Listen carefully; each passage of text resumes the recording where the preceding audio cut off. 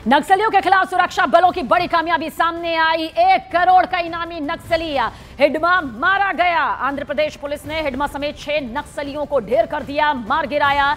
आंध्र प्रदेश के मरीद मुल्ली में नक्सलियों से यह मुठभेड़ हुई। 2 घंटे की मुठभेड़ में नक्सली हिडमा और उसकी पत्नी राजे ढेर कर दी गई। 1 करोड़ का इनामी नक्सली हिडमा, जिसके बारे में बताया जाता है कि नक्सली वारदातों को यह चुटकियों में अंजाम देता था।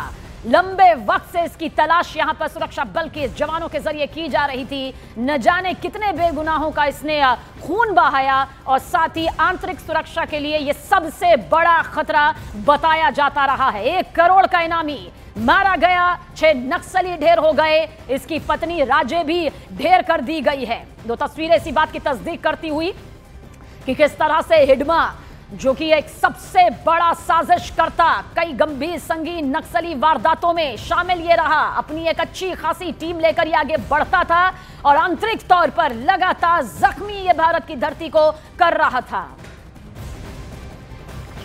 और हमारे सहयोगी अमित पांडे ज्यादा जानकारी के साथ। अमित, नक्सलवाद के खात्मे की तरफ एक और बहुत बड़ा कदम।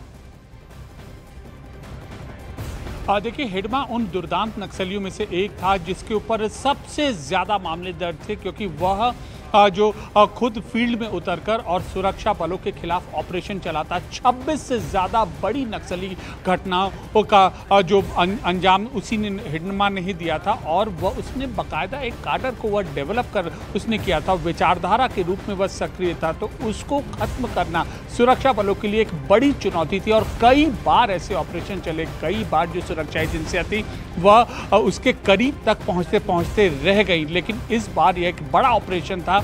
आंध्र प्रदेश ग्रेहाउंड पुलिस, इसके अलावा जो अर्धसैनिक बल, इसके अलावा अन्य इंटेलिजेंस एजेंसियां लगी थी। महज 2 घंटे के ऑपरेशन में हिडमा, उसकी पत्नी राजे और इसके अलावा उसके साथ साथ 6 नक्सली ढेर हुए थे। इससे पहले करीब 3 से 4 महिला नक्सली कमांडर, जो कि स्नाइपर विशेषज्ञ थी, जो कि हिडमा के गुट में शामिल थी, उनको ढेर किया गया। और उसके 2 महीने पहले हिडमा के बॉडीगार्ड को गिरफ्तार किया गया।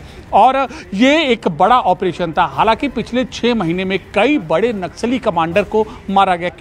लेकिन हिडमा क्यों महत्वपूर्ण है? इसलिए महत्वपूर्ण था क्योंकि वह वैचारिक रूप से नक्सलियों की विचारधारा के लिए उतना ही मजबूत था जितना वह जमीन पर मजबूत था। हमेशा करीब 1000 लोगों से हिडमा घिरा रहता था और जैसे ही सुरक्षा बलों को भनक लगती, वह तुरंत एक लोकेशन से दूसरी लोकेशन बदल लेता था। पहले वह सुकमा में था।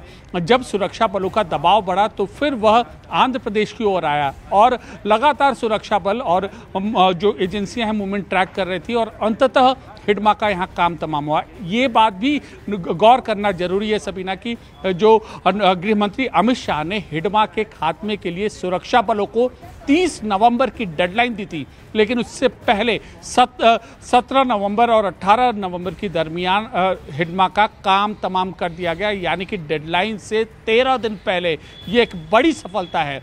और इसके बाद खुद गृह मंत्री ने इस ऑपरेशन में शामिल जो सुरक्षाकर्मी हैं, अधिकारी हैं, उनसे बात की। तो कैसे नक्सलियों के खिलाफ भारत सरकार का सुरक्षा बलों का अभियान आगे बढ़ रहा है और किस तरीके से उनके शीर्ष कमांडर हैं, ये ऑपरेशन उसकी एक मिसाल है। और अगर हम यह कहें, अब तक का भारत की आंतरिक सुरक्षा के लिहाज से सबसे बड़ा ऑपरेशन है किसी नक्सली काडर के मारे जाने का, तो वो गलत नहीं है, क्योंकि हिडमा ही अमित मारा भी गया।